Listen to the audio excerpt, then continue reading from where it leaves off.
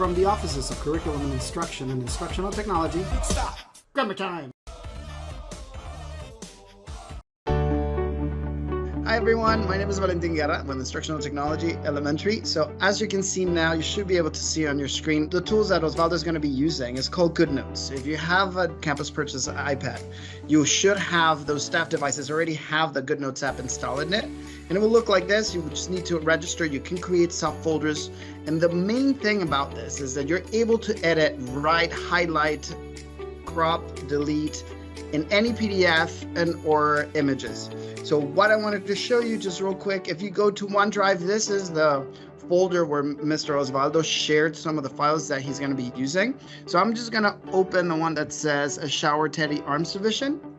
As you can see here, it has the explanation of the teaks. This is the exact one that he's going to be using today.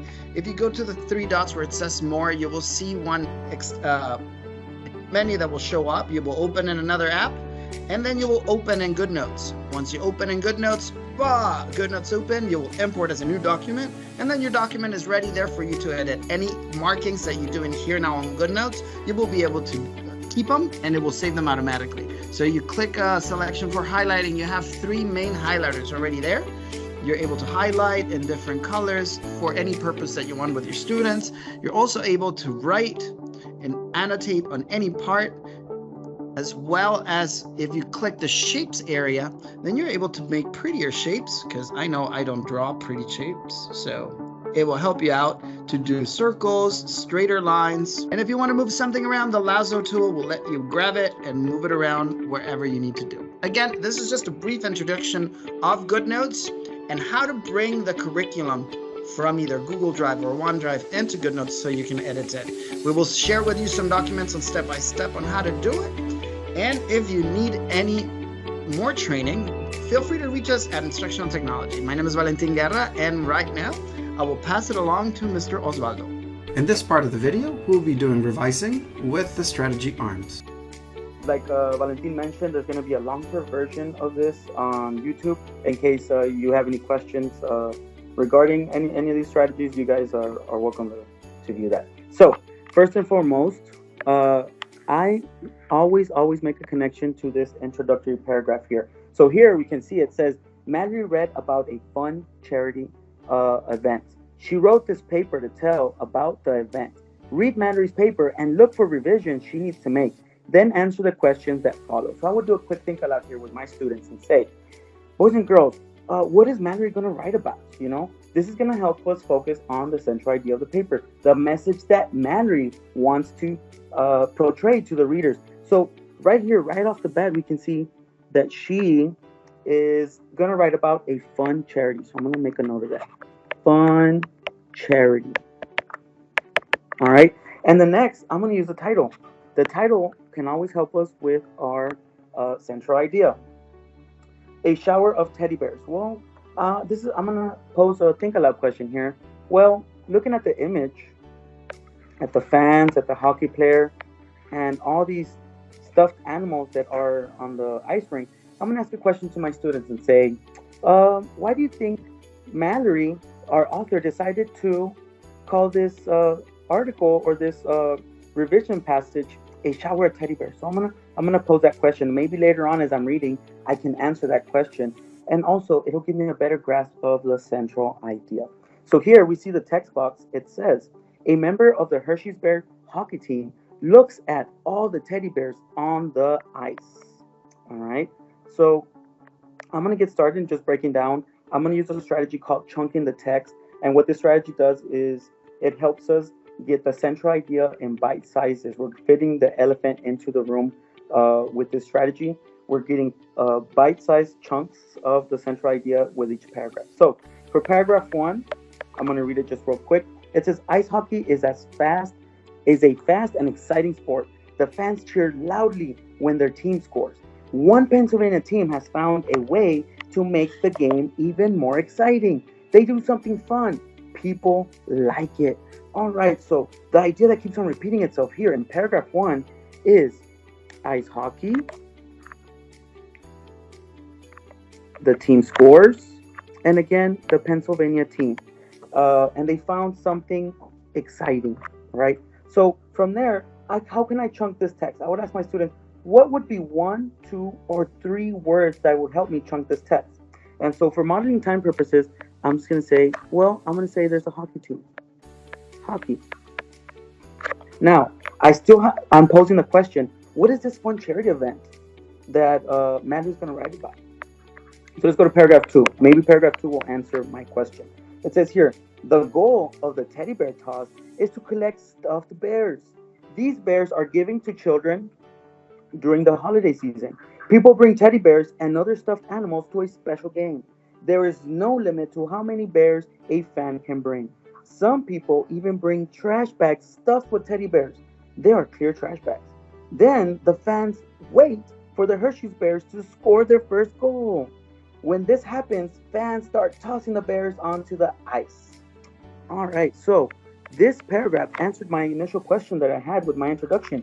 The fun event that Matter is going to write about is called the Teddy Bear Toss. The Teddy Bear Toss. So what is the Teddy Bear Toss? Well, it's an event where they collect stuffed bears. They give these bears to the children during the holiday season, and they toss them into the field when the Hershey's Bears hockey team scores their first goal. So what is the idea that keeps on repeating here? It's the teddy bear toss. So how would I be able to chunk this information in 1 or 2 words? I'm just going to put teddy bear toss. Teddy bear toss. All right. Now, this paragraph answered my initial question that I had here on top, where, which I asked myself, my students, well, what fun charity event is Maddie going to read or write about? It was the teddy bear toss. So let's go to paragraph 3. And let's chunk this paragraph. It says, on December 1st, 2019, the Hershey's Bears skated onto the ice to play. It had been a cold winter in Pennsylvania. Just a few minutes into the game, the Bears scored. Within seconds, thousands of teddy bears came raining down on the ice. Bear after bear was tossed from the highest seats to the lower seats. All right. So how can we break this paragraph down into 2 or 3 words? How can we explain the central idea of this paragraph in 2 or 3 words? So we can always go with titles. Titles are important most of the time, right? Once they scored, once the Bears scored, they started tossing thousands of bears. Okay, and then bear after bear was tossed from the lower seat. So again, that central idea of this paragraph, we can repeat again the central idea of paragraph 2, teddy bear toss. But just so we won't repeat it, we can put shower of bears. Now, if your students say, well, Miss, I feel you can also put bears thrown onto the ice, or thousands of bears, or all that is related to the central idea. They're chunking it correctly. So it doesn't always have to be the same piece of chunk, as long as they're getting that gist of the central idea.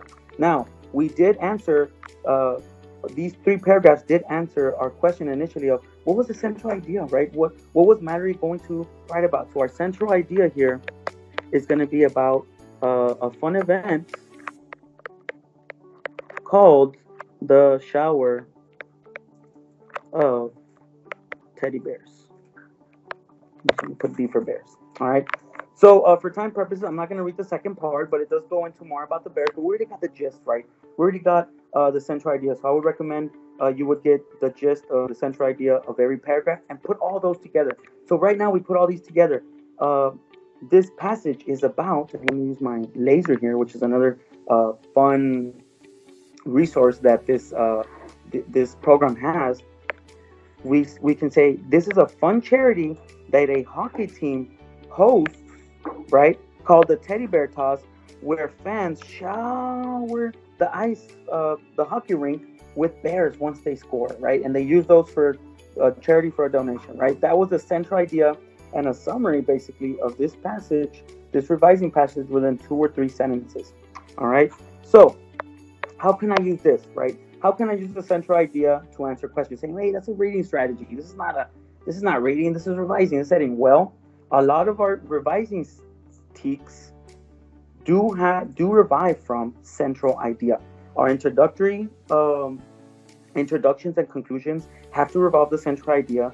The supporting details that we remove, add, or substitute from the revising passages have to be linked some way, or not linked if we're deleting, to the central idea. So let me show you an example of this. And we're also going to be using A.R.M.S, or strategy A.R.M.S. A.R.M.S. We're either going to add, remove, move, or substitute a sentence in this question. So I'm going to break down the question. It says here, which sentences should replace sentence 4 and 5 to best state the central idea of this paper? So sentence 4 and 5 is in paragraph 1. And in paragraph 1, we really don't have a good central idea, right? This question is going to ask us to add a introductory statement, or an introduction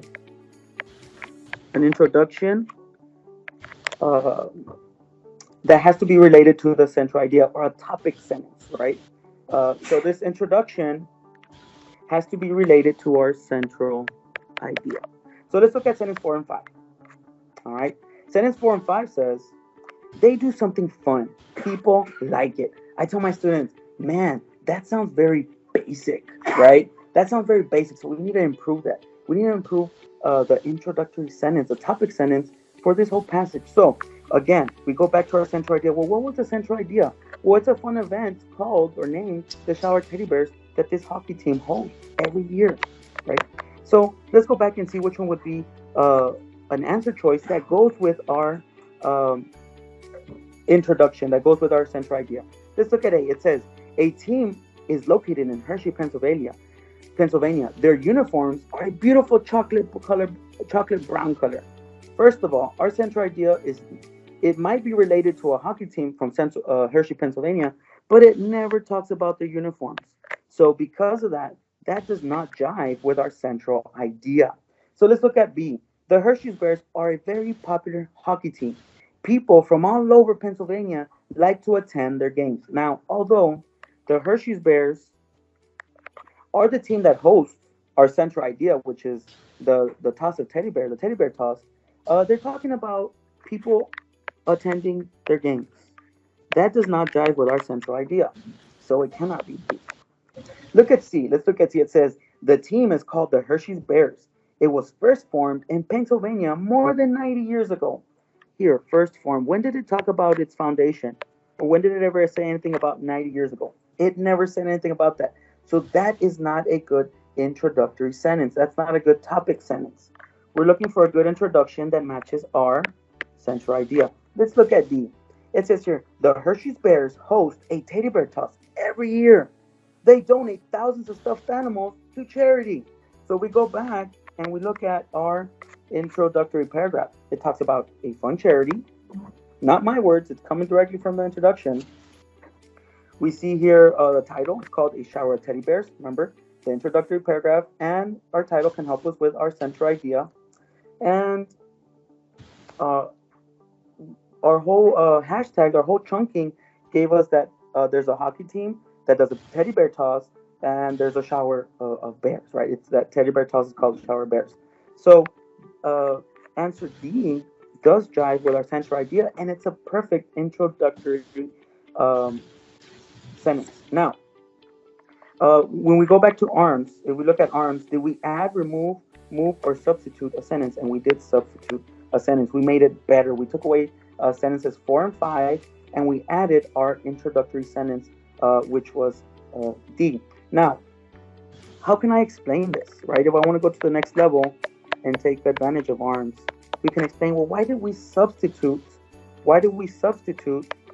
this this introductory paragraph, right? So this is where I can have students do some writing to learn, do some collaborative group work, and have them explain, well, original sentences 4 and 5 do not jive with the central idea, and sentence D is a perfect topic sentence for our revising passage.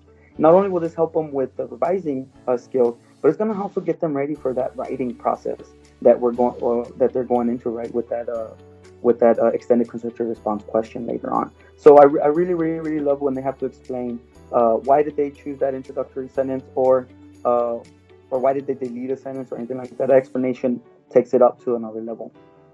In this part of the video, we review editing with C.U.P.S. Now let's go real quick and let's do some editing passages. I'm doing on time. I'm doing good. All right.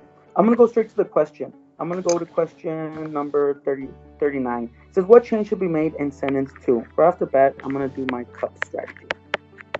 All right. I'm going to go to sentence 2.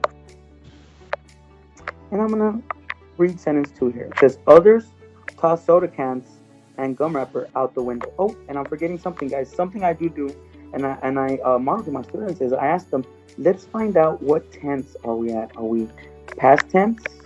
Are we present tense? Or are we are they talking in the future, right? And so here, if we read the first two sentences, it says some people throw paper bags on the ground, others can toss soda cans and gum wrappers out the window. They're in the present tense, right? They're talking as if someone is throwing the paper bags on the ground, right? Or someone's they toss the cans.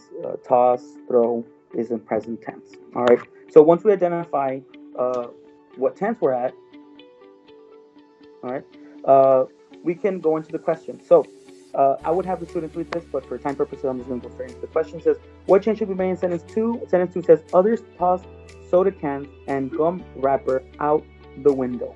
So let's look at our answer choices. So we can change toss to tossing. Let's look at that.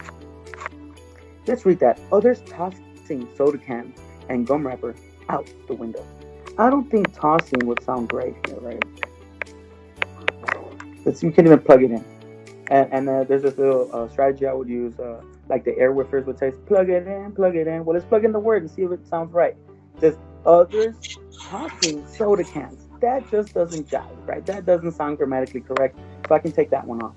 And if you want to go deep and you have time, you can explain the reason why, right? Why tossing would not be the correct word to use there in that situation. Here it says soda to soda with a capital letter. And now this is what I would do, an open-ended question. Boys and girls, does soda need to be capitalized?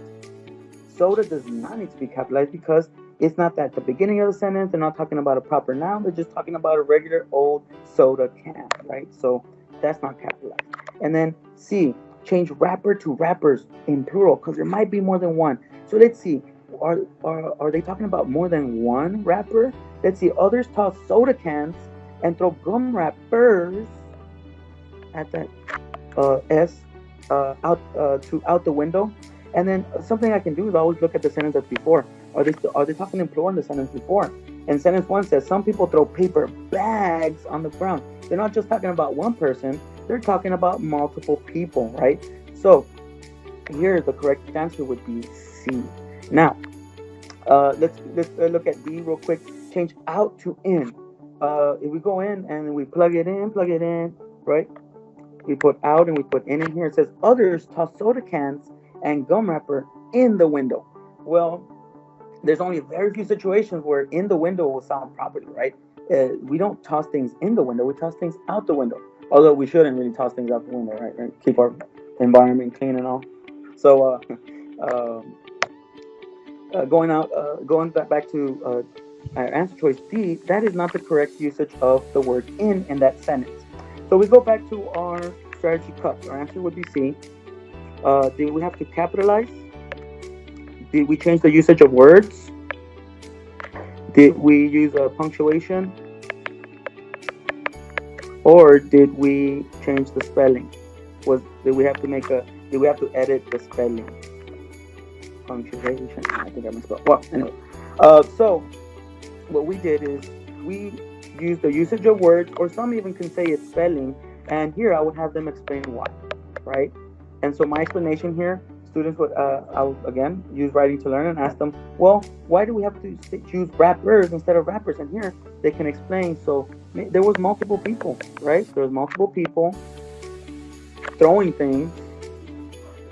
There was multiple people. There was multiple wrappers.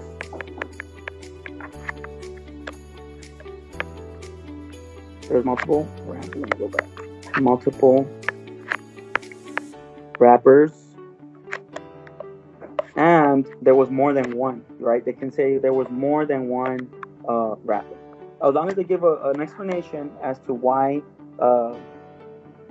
they chose answer C. Now, this could be usage of words because it's how we use plurals, but also sometimes plurals change with spelling, right? In this case, it didn't, but there was also some plurals that change with spelling, and that would be a mini lesson within itself. En esta parte del video vamos a estar revisando usando la estrategia M.E.S.A. Primeramente lo que hago es leo el párrafo de introducción. Miro aquí que dice Benito está escribiendo un ensayo sobre quienes él considera que son unos verdaderos héroes.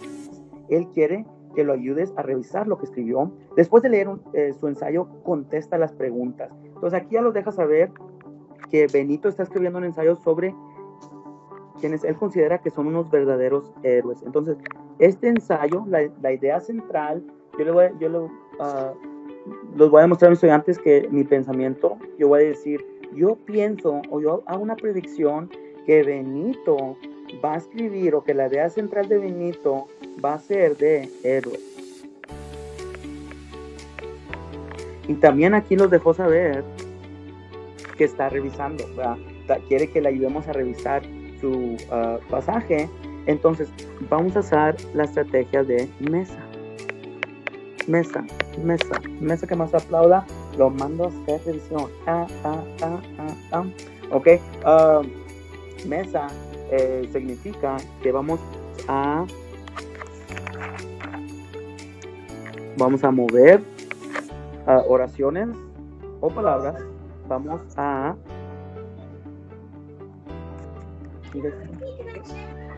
Hello. Oh yes, all right. Vamos a I don't think it'll fit here. Let me erase it and make it a little bit bigger. M.E.S.A. Vamos a mover. Vamos a remover, the word I'm sorry, eliminar, I'm sorry. Eliminar, sustituir o agregar oraciones. También vamos a hacer un enfoque, siempre hago un enfoque en la idea central con todos los textos de revisión, porque me van a ayudar con la introducción, la conclusión, o saber qué oración, detalles debo de agregar o qué oración debo de eliminar. ¿Okay? Vamos con el título, los verdaderos héroes. Y aquí yo me voy a hacer una pregunta. A ver, ¿quiénes serán los verdaderos héroes que quiere escribir Benito? ¿De quién escribirá Benito? Vamos a ver si el párrafo 1 me ayuda a responder a esta pregunta. Vamos al párrafo 1. Dice aquí, la semana pasada mi maestro nos preguntó quiénes eran nuestros héroes. Muchos respondimos con los nombres de nuestros deportistas, cantantes o actores favoritos. No está mal admirar a estos personajes, pero después de pensar un poco acerca de lo que en realidad es un héroe, he cambiado de opinión. Los verdaderos héroes son maestros y los bomberos. Lo que ellos hacen por los demás todos los días es muy admirable. Entonces ya me dio la respuesta Benito aquí en el párrafo 1, que va a escribir, de los héroes que va a escribir van a ser hashtag bomberos, maestros y bomberos. Una conexión que quiero hacer del párrafo 1 de la lectura pasada de la revisión de inglés es que la revisión de inglés los pidió que le agregamos una oración de introducción. Aquí Benito nos da un buen ejemplazo, un ejemplo hermosísimo en que es una buena oración introductora para el párrafo 1, que es una muy buena oración que los introduce su idea central. Aquí ya los introduce su idea central en las oraciones 5 y 6. Dice, los verdaderos héroes son los maestros y los bomberos. Lo que ellos hacen por los demás todos los días es muy admirable. Ya los dijo la idea central ahí. ¿Okay? No me pongo en la rutina yo de buscar la idea central siempre en el párrafo 1, porque a veces en las preguntas, por ejemplo, en la pregunta de revisión de pasada, los preguntaron que si podemos agregar una oración de introducción. Entonces, a veces los autores de revisión, TEA, no los ponen una oración de introducción ahí en el párrafo 1 porque quieren que las agreguemos. Aquí ya los dio la idea central. La idea central es que Benito piensa que los verdaderos héroes son maestros y bomberos. Ya, colorín colorado, este cuento se ha acabado, ¿verdad? Pero vamos a leer el párrafo 2 y el párrafo 3. Dice, un héroe es una persona que hace algo bueno por los demás. Por ejemplo, los bomberos tienen un trabajo muy duro. Se enfrentan a muchos riesgos todos los días. Durante un incendio, traten de controlar el fuego y ayudar a las personas que están en ese lugar. Mientras la gente trata de alejarse de situaciones riesgosas, ellos las enfrentan para ayudar a otros. Ay, qué párrafo tan hermoso, ¿eh? Yo usaría este texto para darles ejemplos a los estudiantes en cómo pueden usar ejemplos y explicaciones. Este párrafo está hermoso. Entonces aquí el hashtag que voy a poner va a ser bomberos, y nos da la explicación por qué él piensa que los bomberos son unos verdaderos héroes, y aquí cada oración nos da una buena explicación. El párrafo 3 nos dice, pero lo que considero más admirable de los bomberos es que muchos de ellos hacen su trabajo sin recibir su sueldo. Yo conozco gente que gana mucho por su trabajo. En una publicación leí que en el 2019 más de la mitad de los bomberos del país eran voluntarios. ¡Wow! Eso me dejó muy asombrado. Hashtag, aquí Benito los explica que también otra razón, la segunda razón por qué él piensa que los bomberos son héroes. Él dice, los bomberos son héroes, voy a poner bomb para bomberos, porque son voluntarios. ¿Ok? Entonces, aquí yo también les voy a hacer una conexión a los estudiantes. Dije, mira, si Benito ha escrito bien su ensayo, que parece que sí, el párrafo 3 y el 4 va a estar hablando de maestras, ¿verdad? Porque en la introducción nos dejó saber que él pensaba que los maestros y los bomberos eran verdaderos héroes, y aquí en el párrafo 2 y 3 ya habló de bomberos. Ahora sigue en el párrafo 4 y 5, yo puedo hacer una predicción ahorita, yo hablo de las maestras, y si no habla de las maestras, hay que hacer una revisión ahí, ¿verdad? Por propósito de tiempo, no me quiero pasar de tiempo, aquí voy a parar, pero ya sabemos lo que es la idea central, ¿verdad? La idea central de este texto de revisión viene siendo que Benito opina que los verdaderos héroes, y voy a usar las mismas palabras que están aquí en el texto, los verdaderos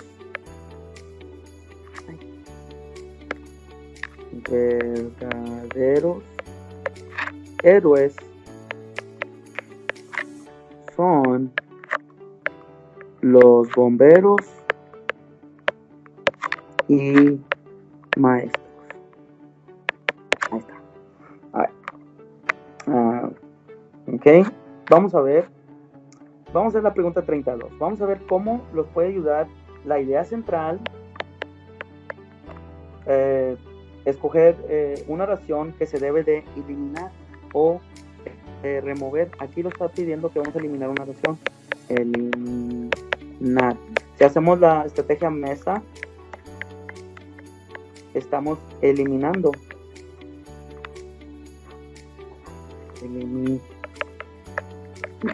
Vamos a eliminar una oración. Esto significa que la oración que vamos a eliminar no va con nuestra idea central.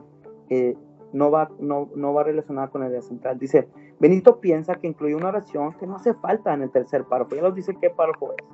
Párrafo 3. Si fuera necesario, ¿qué oración debería eliminar de este párrafo?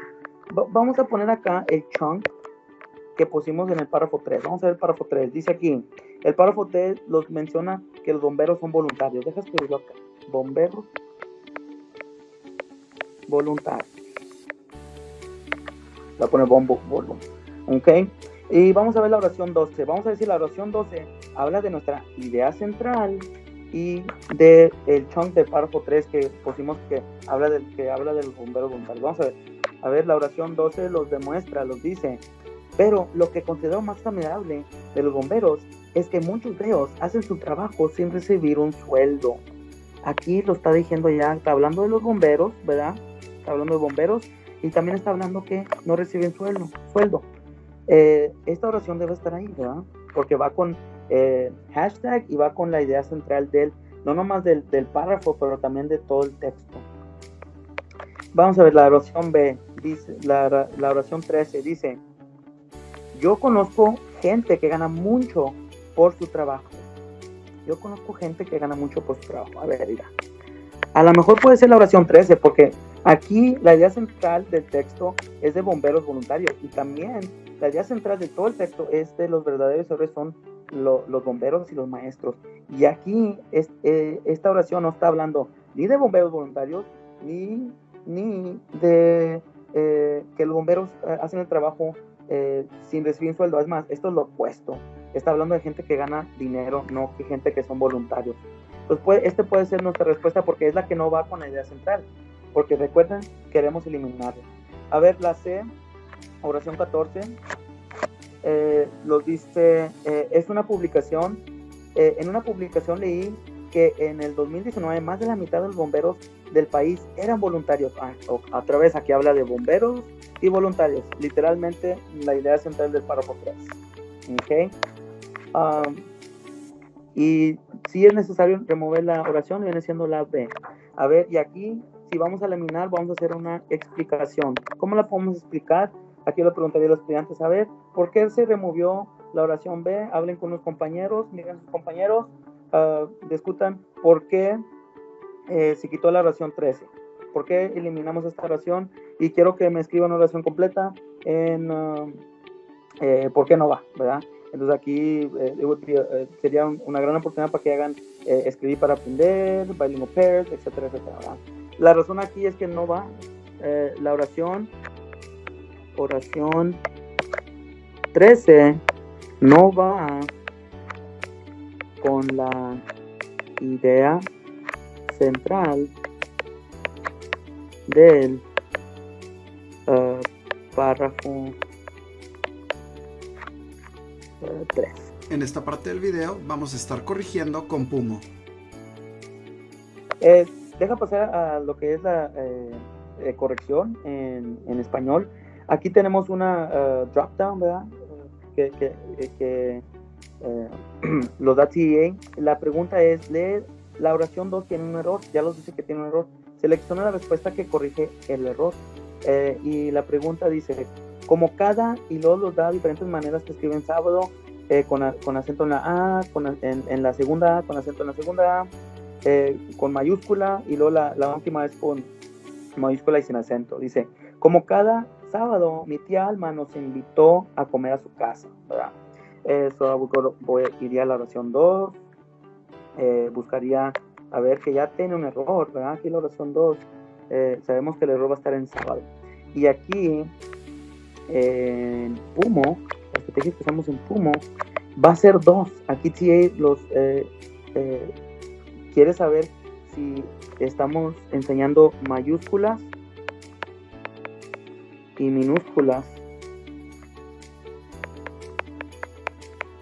¿verdad? Pero también quieren saber si saben la ortografía. Ok, so van a ser 2 skills in 1, por ejemplo, como dicen. Entonces aquí sábado tiene que ir con minúscula, porque en español los días de la semana, todos los días de la semana van con minúscula: lunes, martes, miércoles, jueves, viernes, sábado, domingo, todos van con minúscula. Entonces no puede ser C, no puede ser D. ¿Okay? Entonces, ¿dónde lleva acento sábado? ¿Verdad? So we could break down sábado.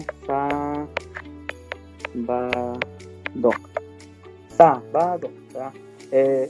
El acento sábado es una palabra esdrújula, ¿verdad?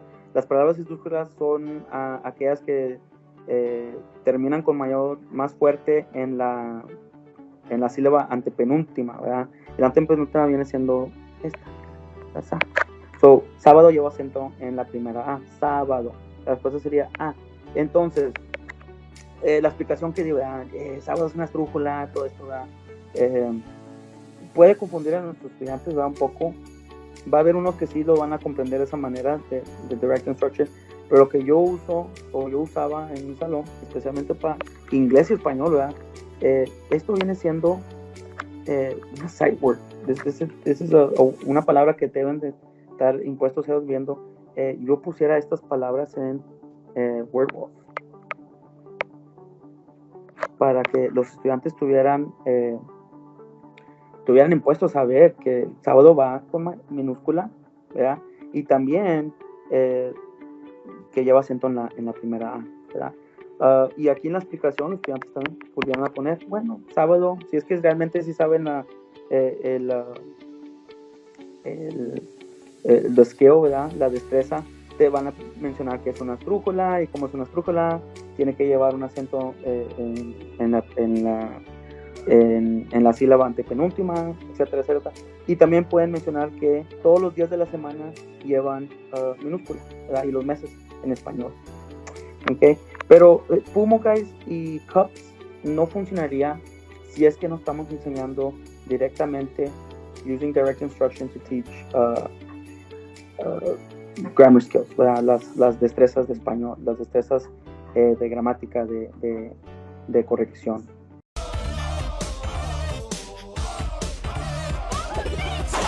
Grammar time.